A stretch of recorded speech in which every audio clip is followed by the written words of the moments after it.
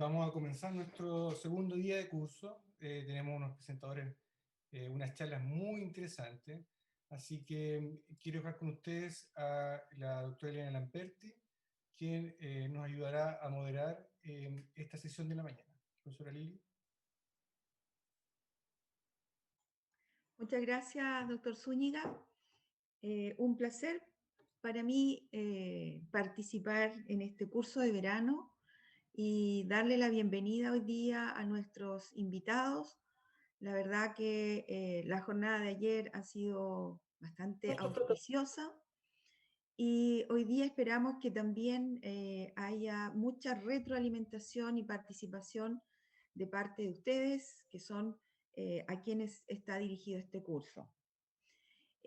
Voy a compartir mi pantalla para entonces darles a conocer lo que será el programa de hoy.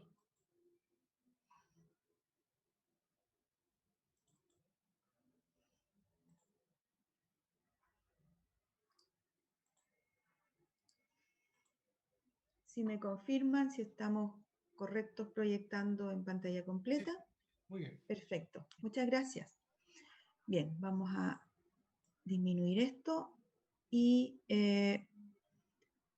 quisiera entonces comentarles que hoy día el tema de hoy es en relación a las redes asistenciales. Es esta red, ¿cierto?, que se conforma a nivel nacional y que da cabida a todos los requerimientos y necesidades que tiene la salud pública en Chile. Dentro de esta red se conforma una estructura muy organizada y que ha tenido un rol preponderante en pandemia y que sin lugar a dudas cada uno de sus actores ha puesto lo mejor de sí y ha entregado todo su esfuerzo para que a nivel, ¿cierto?, de todo lo que es la asistencialidad requerida en esta pandemia, pudiera hoy día mantener a nuestro país, ¿cierto?, acorde a una contención en cuanto a este virus. Quiero referirme en ese sentido hoy día y en especial haciendo un homenaje a nuestro querido doctor Carlos Leán del Río, docente de nuestro departamento en Bioquímica Clínica e Inmunología, docente de la Facultad de Medicina y director del Servicio de Salud Concepción, quien ha partido y nos ha dejado con un tremendo legado. No puede haber persona que no haya sido más dedicada y más impetuosa en generar, ¿cierto?, esta red asistencial a nivel de la región del Biobío, a nivel de su servicio de salud, a nivel de todos los laboratorios clínicos del país. Yo quiero decir sinceramente que hoy, ¿cierto?, lo estamos echando de menos. Él habría estado acá con nosotros y esta mesa de hoy se la dedicamos con todo cariño a él y a su familia. La verdad que en la red asistencial, dada la pandemia, se vio, ¿cierto?, una emergencia y una urgencia en cuanto al apoyo al diagnóstico COVID. Y de ello hoy día entonces conversaremos también cómo se suma a esta red asistencial pública una red tan importante y que ha tenido un rol también preponderante, que fue la red de laboratorios universitarios. Hoy día tendremos la participación de don Alberto Duñac Labatut, quien es el subsecretario de redes asistenciales, también del doctor Matías Jeb, director técnico del Laboratorio Diagnóstico Molecular de la Universidad Católica de la Santísima Concepción, y también hoy día realizaremos la presentación del doctor Oliverto Sánchez, quien ayer por motivos de salud y personales no pudo exponer, pero se sumará en esta mesa redonda con el tema de vacunas. Hemos recibido una solicitud de excusar al doctor Alberto Duñac, no podrá partir en esta mesa redonda, sino que se incorporará más tarde, así que haré la presentación respectiva de él cuando lo tengamos en conexión. Así que me corresponde hoy día iniciar nuestra presentación Y el tema en el cual me voy a abocar es precisamente a cómo se genera un acoplamiento de laboratorios universitarios que se ponen a disposición de todos los servicios de salud de nuestro país para apoyar en el diagnóstico COVID a través del PCR. Mi nombre es Liliana Lamperti Fernández, soy directora del Departamento de Bioquímica Clínica e Inmunología de la Facultad de Farmacia de la Universidad de Concepción y actualmente soy directora técnica del laboratorio COVID-UDEC, que está justamente como laboratorio incorporado a la red de laboratorios que han apoyado en el 2020 al Servicio de Salud y al Ministerio. Bien, ¿cuál fue el escenario en el cual nos vimos enfrentados el año 2020? Nosotros tuvimos, ¿cierto?, la notificación el 3 de marzo de los primeros casos. Y así, desde el 1 de marzo en adelante, fueron aumentando los casos que aún se mantenían ajenos a las regiones y que se iban circunscribiendo a ciertas localidades de donde se había generado el foco inicial de infección por COVID-19. A partir ya del 13 de marzo, 14 de marzo, se genera por un estudiante de epidemiología, se genera una proyección y se ve que a medida que va a ir pasando los días, esta proyección de crecimiento se iba a transformar en un crecimiento exponencial de casos positivos en Chile. Vemos aquí que a partir como del 17 o 18 de marzo ya iba aumentando el número de casos y estábamos casi en 500 casos a mediados de marzo. ¿Qué ocurre con nosotros en la Universidad de Concepción? Nosotros podríamos decir que la pandemia nos convocó a todos me refiero a todos en todo lugar de nuestro país. Y en marzo del año 2020, nuestro departamento de Bioquímica Clínica e Inmunología, obviamente como toda entidad académica universitaria, se preparaba para iniciar el primer semestre de clases del año 2020, a través de actividades comunes como inscripciones de ramo, exámenes de grado, licenciaturas y también, ¿cierto?, por qué no decirlo, el cierre de aquellas actividades que habían quedado pendientes a raíz del estallido social del segundo semestre del 2019. Todo eso transcurría las 2 primeras semanas de marzo, siendo que igualmente íbamos recibiendo notificaciones de que algo, ¿cierto?, estaba cambiando en el país y se estaba suscitando este inicio de pandemia. Justamente la tercera semana de marzo, nuestro departamento empieza a recibir ciertas solicitudes y notificaciones de que se está generando una alta demanda de diagnóstico COVID y que nosotros a lo mejor íbamos a tener que sumarnos o aportar de alguna manera. Esta semana para nuestro departamento, para nuestro cuerpo académico, para nuestros estudiantes, podríamos decir que todo cambió, porque empezamos a conversar internamente y tomamos una decisión. Tomamos la decisión de hacer algo y de sumarnos a los requerimientos que iba a tener el país y sobre todo nuestra región y nuestra provincia. Entonces, quiero compartir con ustedes cuáles fueron las reflexiones de un cuerpo de docentes en inicio de pandemia por SARS-CoV-2. Este virus nos ponía en un nuevo escenario y comenzaban a aumentar los casos de COVID y el diagnóstico era a través de la técnica de PCR. Y la pregunta era, ¿cómo era el PCR para SARS-CoV-2? No lo teníamos claro.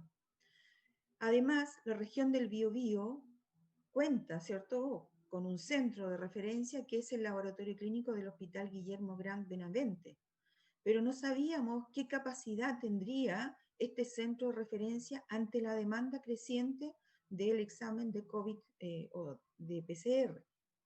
Además, se sumaba que los centros asistenciales de la región comenzaban a recibir muestras de COVID. Y entonces la pregunta era, ¿cuántas muestras se iban a derivar para PCR?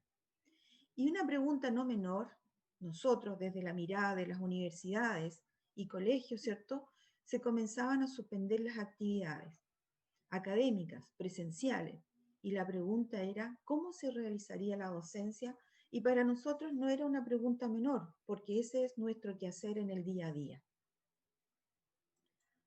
Por lo tanto, la reacción fue, y por eso les comentaba, que esa semana decidimos hacer un cambio y establecer, a través de una reunión que le llamamos, ¿cierto?, la reunión estratégica de inicio de nuestro grupo COVID-UDEC, empezamos a trasladar equipamientos y a disponernos ante un eventual requerimiento, ¿cierto?, y estar dispuestos y preparados ante un eventual requerimiento de realización del examen de PCR para COVID.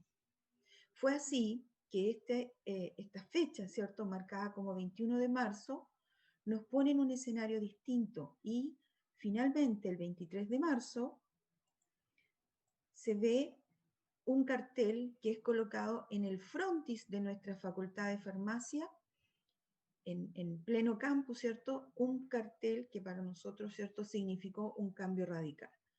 Se generaba un cambio y toda la entrada y el segundo piso se transformaba en una área exclusiva para el Departamento de Química Clínica e Inmunología, que cambiaba, ¿cierto?, sus disposiciones para trabajar eventualmente en COVID-19, y todo el resto del personal realizaría su ingreso por la puerta posterior para utilizar dependencias que no estuvieran relacionadas con esta zona. Así parte nuestro inicio en la Facultad de Farmacia y nuestro departamento empieza a sufrir una transformación. Nosotros tuvimos que determinar un cambio, ¿cierto?, de organización y ver, ¿cierto?, cómo este laboratorio de docencia se transformaba en un laboratorio para diagnóstico de SARS-CoV-2 a través de varios ítems o hitos importantes. Uno de ellos era el aspecto de la bioseguridad. Dado que nosotros en la docencia rutinaria hacemos, ¿cierto?, un trabajo en nivel de bioseguridad 1 y pasamos a un nivel de bioseguridad 2 más exigencias para COVID. Además, empezamos a, ¿cierto?, reacondicionar y poner en práctica todos nuestros protocolos, al menos para extraer el ARN, ¿cierto?, sin ninguna presunción de realizar el PCR, sino que colaborar con una fase que era en ese momento limitante y que estaba generando, ¿cierto?, un ahogo en el centro de referencia, que era la fase de extracción manual del ARN viral. No teníamos autorización para realizar el PCR, pero sí podíamos instalar la extracción de ARN y la nuestra, la manual, ¿cierto?, la más sencilla, con trisol, sin pensar ni siquiera en equipos de alta magnitud o automatización para ello. También el recurso humano fue relevante y decidir quiénes se sumarían y quiénes no, y formar un equipo, ¿cierto?, justamente con aquellos que voluntariamente quisieran asumir una doble función: participar en un laboratorio de diagnóstico y mantener sus actividades académicas. Finalmente, el equipamiento no menor nos obligó a movilizar equipamiento que estaba en todas las dependencias del departamento y llevarlo y organizarlo de manera focalizada para un uso exclusivo de PCR COVID.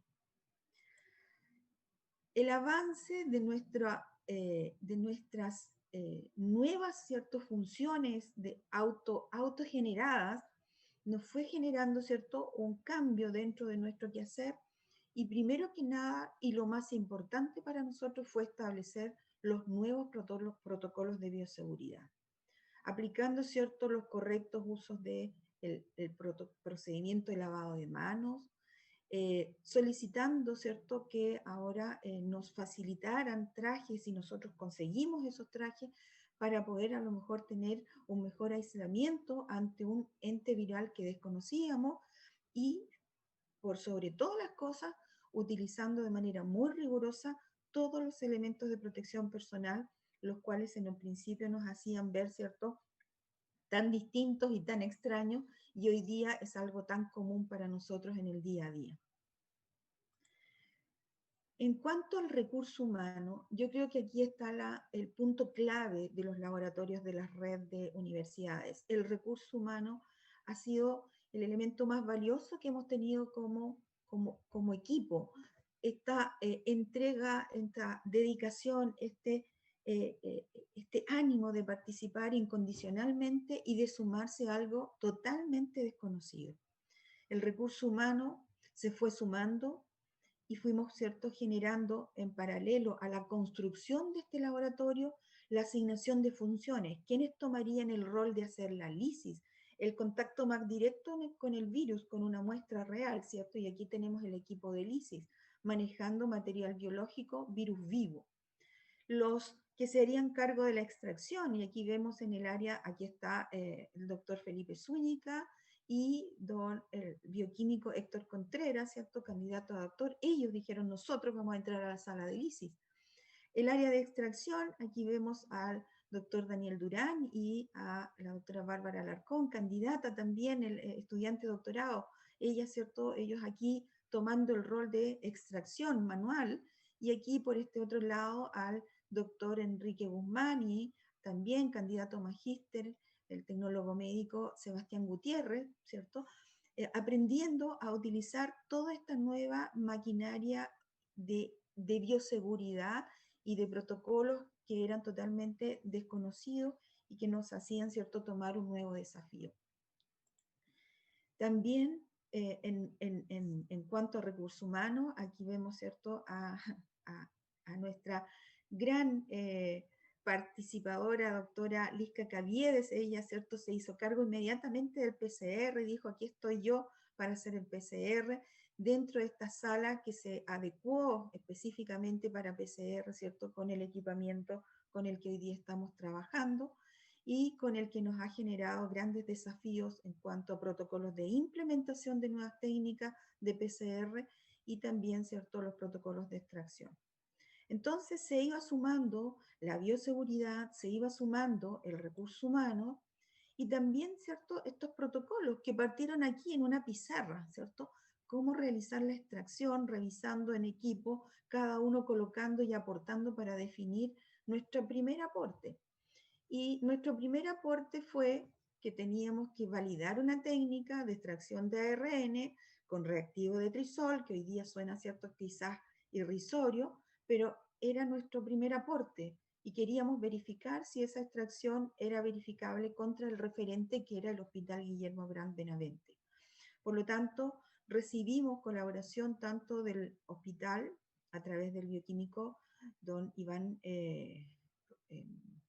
Rodríguez, y él nos fue entregando muestras y nosotros fuimos entonces realizando mediciones, ¿cierto?, tan simples como la absorbancia 260-280 y comparando la cantidad extraída en nanogramos por microlitro, evidentemente con métodos distintos, pero al menos, ¿cierto?, se iba dando una posibilidad de que ante una eventual caída de stock de reactivos para extraer el ARN viral, nosotros estábamos como laboratorio de soporte.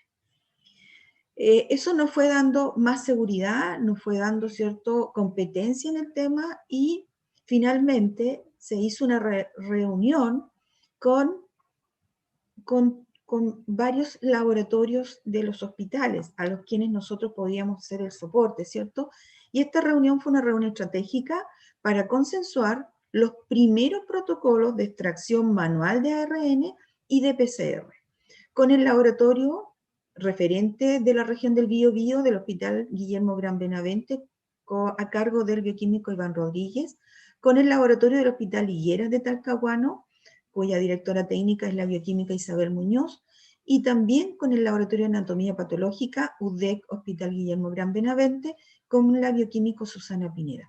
Todos nos reunimos en el hall de la facultad y mantuvimos, ¿cierto?, una discusión de nuestros resultados y de cómo se iba a dar esta alianza para apoyar a estos centros asistenciales tan grandes, ¿cierto?, y de tan alta magnitud y de importancia para el diagnóstico de COVID en nuestra región. Finalmente, el recurso humano, aquí les muestro, ¿cierto?, nuestro primer calendario.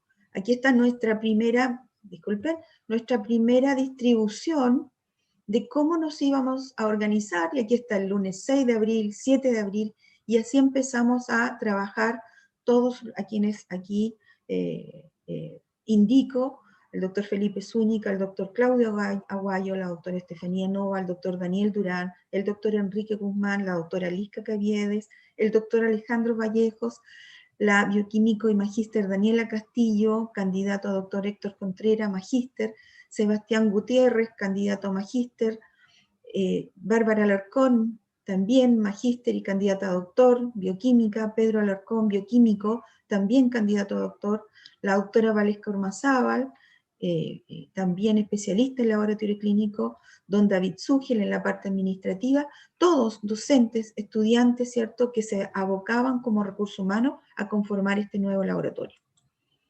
Y finalmente, ¿cierto?, sin querer quedarnos atrás, dado el ímpetu y el gran entusiasmo, ¿cierto?, que tenía nuestro equipo, comenzamos a realizar con nuestro propio equipamiento las curvas de amplificación de PCR para COVID, SARS-CoV-2, obviamente siempre al alero de nuestro referente del Hospital Guillermo Gran Benavente.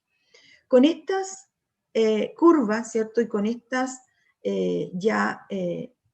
proceso, ¿cierto?, completo, sumando a la extracción el PCR, nosotros ya entonces empezamos a hacer nuestros primeros diagnósticos de prueba, y como mostraban ayer, ¿cierto?, el genoma del virus SARS-CoV-2 presenta ciertos genes que han sido utilizados precisamente para su diagnóstico, como la proteína Spike, con la sigla S, la de envoltura con la sigla E, la nucleocápside con la sigla N, y la de membrana con la sigla M. Y aquí está el virus SARS-CoV-2, cuyos genes más utilizados hoy día para realizar su diagnóstico son ORF1A, ORF1B, S, M, E y N. Nuestros primeros PCR, como muestro en esta tabla, fueron, ¿cierto?, un PCR que le llamamos in-house, y los comparamos con el PCR realizado en el hospital, nos facilitaban las muestras, nuestra extracción, ¿cierto?, era realizada tanto en columna como con el reactivo de trisol, teniendo un 100% de concordancia. Y esa concordancia de hacer un diagnóstico de un positivo verdadero y de un negativo verdadero nos dio entonces cabida a llevar adelante la solicitud ante el Instituto de Salud Pública como laboratorio universitario para estar preparado ante la necesidad y el requerimiento de apoyar en el diagnóstico de SARS-CoV-2. Fue así que nosotros, ¿cierto?, reconociendo que teníamos instalada una técnica y que teníamos la posibilidad de apoyar en el diagnóstico, fuimos avanzando y fuimos generando, ¿cierto?, nuestra solicitud para realizar el diagnóstico de manera completa. Y dado que también, ¿cierto?, ayer fue comentado por la doctora Ormazábal, el mecanismo de infección del virus a través del receptor de la enzima convertidora de angiotensina permite la entrada, el ingreso del genoma, y esto, ¿cierto?, la replicación para generar finalmente partículas virales con toda la maquinaria y su genes, ¿cierto?, que son entonces encapsulados, y finalmente empezaba una célula infectada a liberar virus. Y esa liberación de virus se transformaba en la posibilidad de tomar una muestra y hacer el diagnóstico molecular. Entonces, dado que esta muestra, esta célula, ¿cierto?, del tracto respiratorio empezaba a liberar, comenzaron, ¿cierto?, a realizarse las tomas de muestra, que se realiza a través de un hisopado nasofaríngeo para aquellos que no están hospitalizados, ¿cierto? Y esta muestra empezó a generar la demanda que empezó a derivarse a nuestro laboratorio. Y aquí empezó nuestro trabajo con muestras reales. Podemos decir que en fecha, en el mes, ¿cierto?, de abril y mayo, ya se generaba por parte del Ministerio de Ciencia, y aquí hago un reconocido homenaje y reconocimiento a todas las personas profesionales, científicos, que sumaron esfuerzos para ir conformando esta red de laboratorios al alero de la NID. Fueron 6 los centros científicos que empezaron, ¿cierto?, a sumarse: Santiago, Antofagasta, Concepción, Punta Arenas, De norte a sur, esta red empezaba a aumentar para apoyar a los servicios públicos asistenciales requirientes, ¿cierto?, de un manejo y un apoyo en las técnicas de diagnóstico molecular o biología molecular. Y fue así como esta red se conformó con la participación de universidades del norte, de la zona centro, centro-sur, ¿cierto?, hasta Magallanes. Y nuestro laboratorio recibió, nosotros, ¿cierto?, nos pusimos de acuerdo y decidimos que nuestro laboratorio llevaría el nombre de Laboratorio de Diagnóstico Molecular y Proteómica Omics-UDEC, en virtud que ese es uno de nuestros laboratorios que existe en nuestro departamento y en el cual nosotros llevamos a cabo la docencia práctica para los profesionales bioquímicos, químicos farmacéuticos y nutricionistas que forman parte de las carreras de la Facultad de Farmacia de nuestra universidad. Entonces, a partir de abril, ¿cierto? Y nosotros habíamos comenzado en marzo, en abril, después de un mes, el 20 de abril, recibimos la notificación por parte del ISP que teníamos la capacidad diagnóstica para SARS-CoV-2 en base a PCR en tiempo real, utilizando ensayos, ¿cierto?, real-time PCR, en 2 equipos que nosotros habilitamos en nuestro departamento. Aquí están nuestras primeras, nuestro informe que fue enviado al ISP y el cual fue validado, nuestra curva de eficiencia, nuestras curvas de amplificación, todo esto con el equipo, ¿cierto?, de profesionales que llevó adelante todo este proceso. Con esto nosotros entonces nos pusimos a disposición del Servicio Salud Concepción, entregándole desde inicio a fin todos los protocolos disponibles que teníamos para realizar y detectar SARS-CoV-2 desde la muestra, ¿cierto?, que era tomada desde hisopado, recolectada y transportada al laboratorio, extraída por métodos manuales, amplificada en equipos validados por el ISP, realizando, ¿cierto?, una identificación y una validación del resultado, utilizando, obviamente, para ello los controles positivos y negativos respectivos que les hablaba el doctor Zúñiga en el taller de ayer de PCR para COVID. Finalmente, con el servicio de salud y liderado por el doctor Carlos Guillermo Gran del Río, él, ¿cierto?, él como director del servicio de salud, fue el primero en llamarnos, fue el primero en llamarme personalmente y pedirme ayuda y decirme que estábamos en una situación totalmente de emergencia, de urgencia, y que la Universidad de Concepción tenía que sumarse. Sin dudarlo, este convenio fue firmado y nuestro rector, el doctor Carlos Saavedra, inmediatamente se puso a disposición del servicio de salud y de todos los requerimientos, ¿cierto? Y toda la universidad, en todas sus disciplinas, ha aportado durante esta pandemia.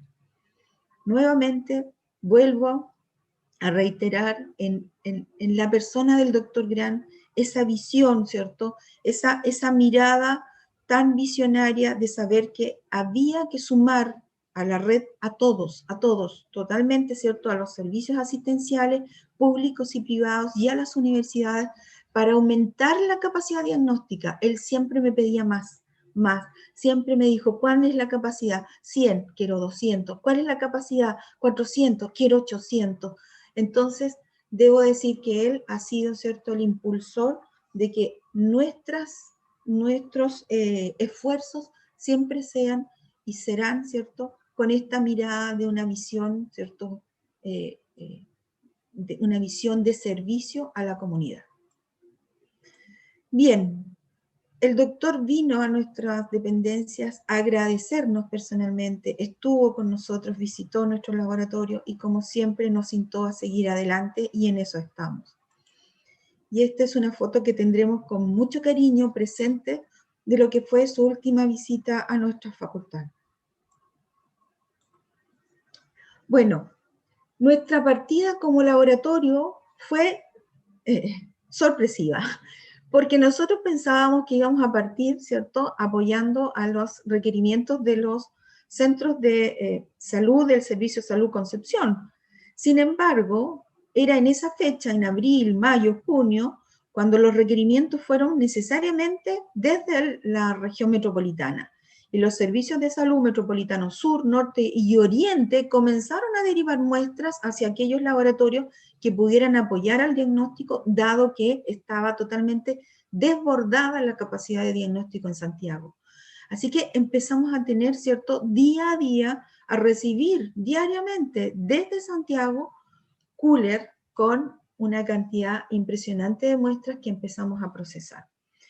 Finalmente, nosotros ya hicimos, una vez terminada, ¿cierto?, la gran crisis de Santiago, y donde ya hubo crisis por reactivos y crisis por demanda de exámenes, finalmente nosotros terminamos ahora realizando un servicio hacia las comunas de Lota, de Coronel, de Chiguayante, de Hualqui, de San Pedro de la Paz y de Concepción.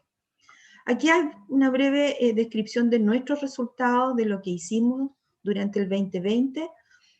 Atendimos, fíjense, casi un 49% de nuestros exámenes fueron de la región metropolitana y un 51% de la región del Biobío. Esto fue para el caso de mujeres y un porcentaje similar para el caso de hombres. Y la distribución de mujeres por edades muestra, ¿cierto?, aproximadamente mujeres de 18 a 60 años, y en el caso de los varones entre 20 a 40 años. Estos fueron los grupos etarios que están la distribución, ¿cierto?, de los grupos etarios que recibíamos muestras para su testeo. Y la distribución de fechas, aquí se ve, ¿cierto?, cómo se concentra en el mes de mayo una gran cantidad de exámenes, tanto para mujeres como para hombres, y después se estabiliza durante el resto del año hasta finalizar en diciembre. Con relación a la positividad, esto es lo que yo les decía que a nosotros nos marcó, empezamos a recibir muestras desde Santiago, y la positividad alcanzaba casi un 80%. Y esa fue la forma en que nos empezamos a desenvolver durante el primer semestre. Hoy día, en promedio, ¿cierto?, con toda nuestra casuística, tenemos un total de en muestras positivas para mujeres de un 30,9%, y un total que procesamos de casos positivos para varones de un 31,4%. La positividad de todo el periodo, desde abril a diciembre, fue de un 31,2%, marcado principalmente por las altas tasas de positividad que hubieron en la región metropolitana. El promedio de muestras procesadas fue 1.269 muestras mensuales, 317 muestras semanales. Y las distribuciones de edades, ¿cierto?, fueron para mujeres entre 32 a 36 años, y para mujeres, ¿cierto?, entre 36 a 41, el máximo grupo etario distribuido. Entonces, después de todo este año, creo que nos merecemos, ante la mirada de este virus, una reflexión como cuerpo docente después de 11 meses de pandemia. Y ante las preguntas que nos generamos en el mes de marzo, ¿cómo era el PCR para SARS-CoV-2? Podríamos decir que es un PCR complejo, que puede ser amplificación simple o por múltiples sondas, como lo decía el doctor Zúñiga, para uno o varios genes, ¿cierto?, con amplificaciones que requieren una validación constante en cada corrida y con variados cambios de reactivos durante toda la pandemia, que fueron los que hemos recibido desde el MinSal. Ahora, ¿qué podemos decir frente a esta pregunta? ¿Qué capacidad ante la demanda? Bueno, el país, ¿cierto?, ha alcanzado hoy día un testeo de más de 59.726 test día. En la región se superan los 5.000 test día. O sea, un cambio radical. ¿Y cuántos derivarían o cuántos nos podrían derivar? Y partimos con una honrosa capacidad de 10 PCR al día y llegamos a una capacidad de 500 a 80 PCR al día de manera manual. ¿Y cómo se realizaría la docencia? Bueno, la llevamos a cabo en paralelo y estuvimos durante el primer semestre y estamos durante el segundo semestre de manera virtual, con clases sincrónicas y asincrónicas, con ajustes y con mucha dedicación, realizando esta actividad de docencia en paralelo al diagnóstico de SARS-CoV-2. Quisiera dar las gracias a todos los que nos han aportado, nuestra Universidad de Concepción, Facultad de Farmacia, otras facultades como Ciencias Biológicas, Ciencias Químicas, Odontología, Medicina, a abastecimiento, a servicio, a los guardias, al servicio de salud, al personal del CEFAM, SECOF, SAR, a todos los que hemos conocido. Somos una tremenda red.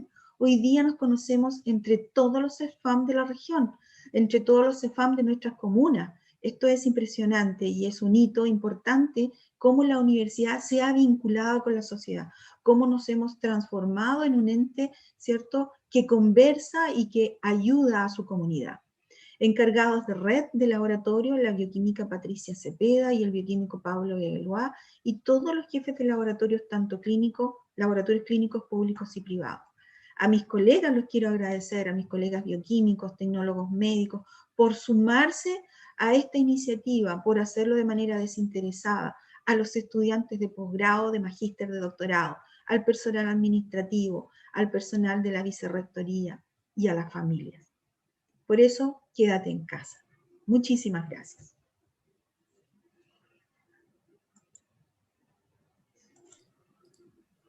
Muchísimas gracias, doctora Liliana. Vamos a tener después, ahora nuestra presentación con el doctor Matías Gepp, y finalizado eso, vamos a realizar una pequeña mesa redonda para que la audiencia pueda hacer sus preguntas. Quiero recordarles que a través del chat ustedes pueden dejar sus preguntas, las pueden dejar de forma inmediata si quieren, y después entonces lo vamos leyendo en la mesa redonda que vamos a realizar. Así que, Liliana, te dejo para que pueda estar sin volumen. Gracias, Felipe. Yo vuelvo a retomar mi rol de moderadora. Muchas gracias por hacer esta transición.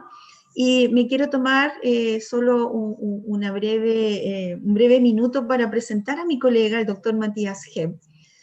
Matías ha trabajado de manera también, ¿cierto?, de manera paralela en conformar un laboratorio, y aquí no hay ni primero ni segundo, un laboratorio más de la red, y se ha sumado como laboratorio fusionado de la Universidad Católica de la Santísima Concepción y de la Universidad de Concepción, y él también, ¿cierto?, ha vivido toda esta experiencia que nos contará hoy día y que nos compartirá. Así que, Matías, tú sabes que ha sido un agrado todo este año de trabajo, ha sido de un gran esfuerzo, lo sabemos bien, la red nos ha mantenido siempre, ¿cierto?, alerta, así que encantada de presentarte en esta mesa redonda de Escuela de Verano. Muchas gracias, Liliana. Sí, o sea, fue un tiempo